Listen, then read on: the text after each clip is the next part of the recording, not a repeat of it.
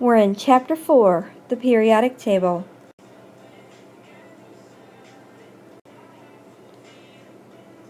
Today's discussion will focus on the development of the periodic table. At the end of this section of notes, I would expect that you could answer the question, how is the periodic table organized? Chemists have always looked for ways of arranging the elements to reflect the similarities between their properties. In 1789, Anton Lavoisier compiled a list of the elements, grouping them into the gases, the nonmetals, metals, and earths. There were 23 known elements at the time.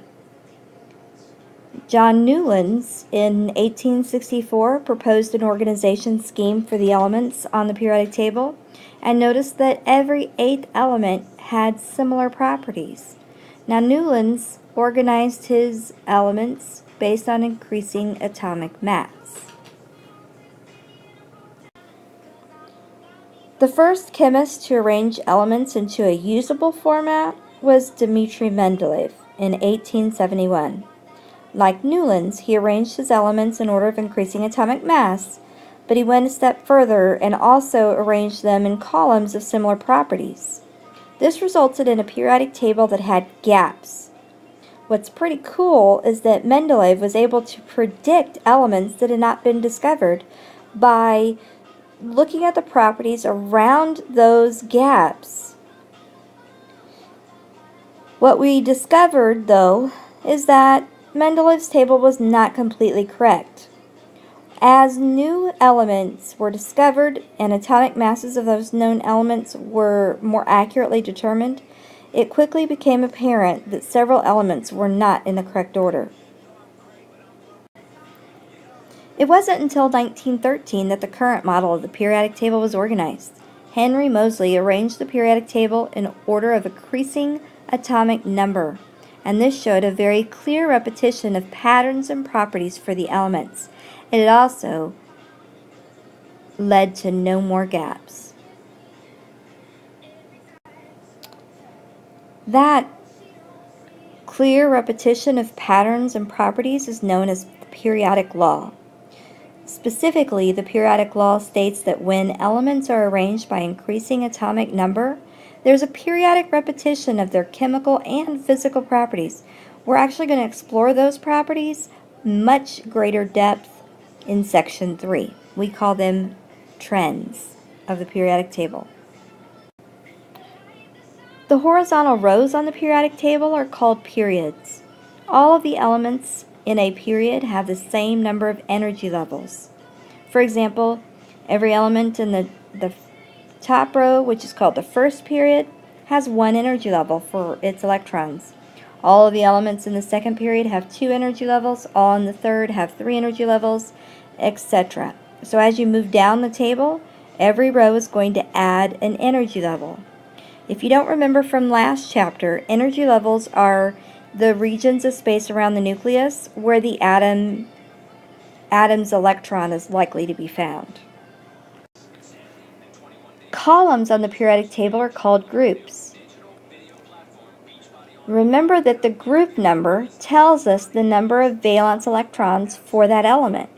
And valence electrons are those electrons involved in chemical bonding. They're located on the outermost energy level of the element. Now, if every element in a group has the same number of valence electrons, they're going to have similar chemical properties. But they're not going to be identical because they have different numbers of non-valence electrons as a result of the different energy levels involved. The maximum number of valence electrons any element can have is 8, and therefore any element that has 8 valence electrons is going to mark the end of the period or the row. There are 2 broad sets of groups on our periodic table. The representative elements are the groups designated with an A, and the transition elements are the groups designated with a B. You can thank the representative elements for lots of things. They're the major elements found in living organisms. They make up most of the Earth, the solar system, and even the universe, and they play important roles in industry and economics. These are the elements that are very chemically predictive.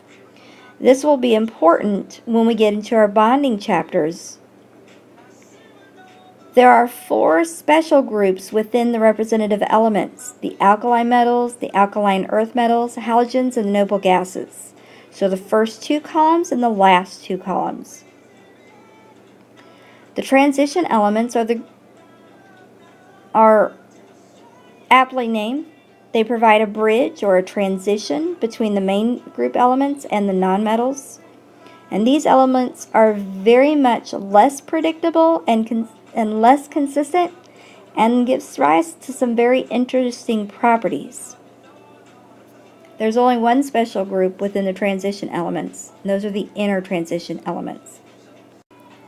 Get out your periodic tables and make sure that you have the periods and the groups labeled appropriately. We'll start with the periods.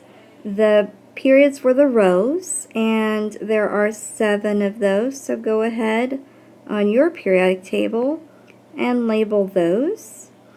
Also, this right here is these guys here. Alright, these are the same. These actually go right here, and they've just disconnected them so that the table is not real long. So because that's their location, this is the 6th period and that is the 7th period. So go ahead and label those as well. And if it was me, I'd go ahead and number the right side of the periodic table just to make it easier when I'm looking for elements in the future. You are able to give these numbers a label. Remember, these are the periods. I've got to find a better stylus for this. So go ahead and do that. Alright, let's look at the groups. There are 2 big sets of groups. Remember, we have the representative elements and the transition elements. We'll start with the representative elements because you probably already have those labeled on your periodic table.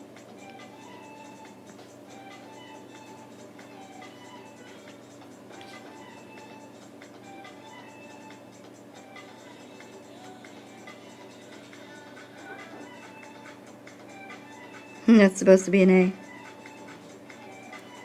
Alright, and then our transition elements, remember these were the unpredictable guys. We're going to start with 3B.